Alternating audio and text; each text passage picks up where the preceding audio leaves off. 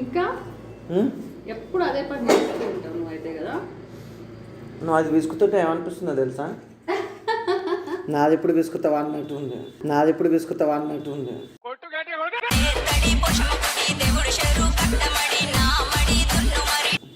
అవునా? సరే కానీ ఇంకేంటి చెప్పు బామా. ఓ మీ చెల్లెని కూడా ఒకసారి రమ్మనబ్బా.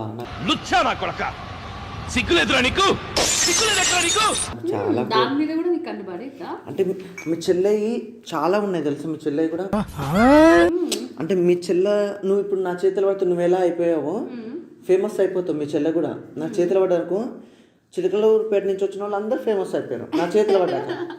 ఇప్పుడు నువ్వు ఇంత సంపాదించుకుంటున్నావు, పాపం మీ చెల్లెకి మాత్రం నేను కూడా తోడు అంతా నేను ఇవ్వాలి కదా. మీ చెల్లెని కూడా ఏదో విధంగా సెట్ చేయి ప్లీజ్. జల జల జలపాతం నువ్వు సెల సెల సెల